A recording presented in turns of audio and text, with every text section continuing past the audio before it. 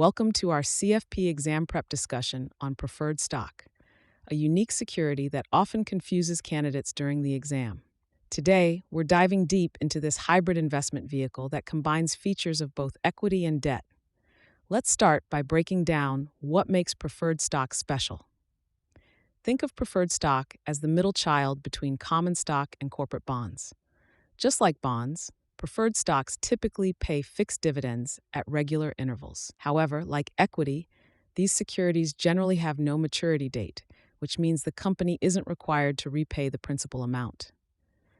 Understanding the key characteristics is crucial for the exam. Preferred stockholders receive priority over common stockholders when it comes to dividend payments and asset claims during liquidation. However, they rank below bondholders in the capital structure. A common exam trap is mixing up these priority rankings. Many candidates stumble when questions involve cumulative versus non-cumulative preferred stock. Here's the difference. Cumulative preferred stock means if the company misses dividend payments, these payments accumulate and must be paid before any dividends go to common stockholders. Picture it like a tab at a restaurant that keeps growing until it's paid off. Non-cumulative preferred stock, on the other hand, means missed dividends are gone forever, like a limited-time offer that expires. Another critical concept is callable preferred stock. Companies often include call provisions that allow them to repurchase the preferred shares at a predetermined price. This is particularly important in a falling interest rate environment. The exam frequently tests scenarios where companies might exercise these call options. Let's talk about a common misconception that appears on the exam. Many test takers assume preferred stockholders have voting rights like common stockholders. In most cases, they don't.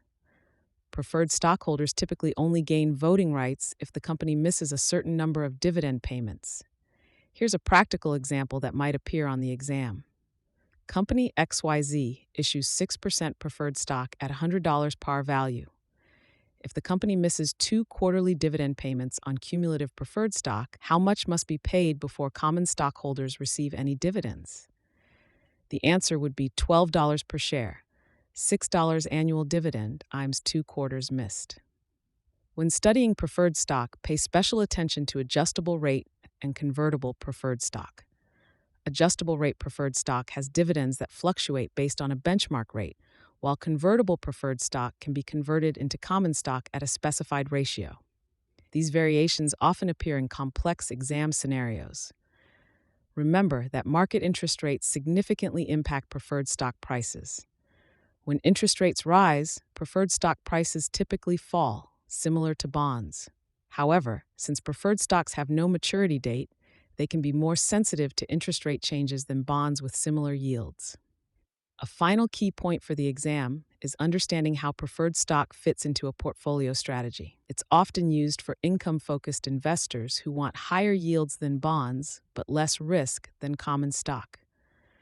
The exam might ask about suitable client scenarios for preferred stock investments.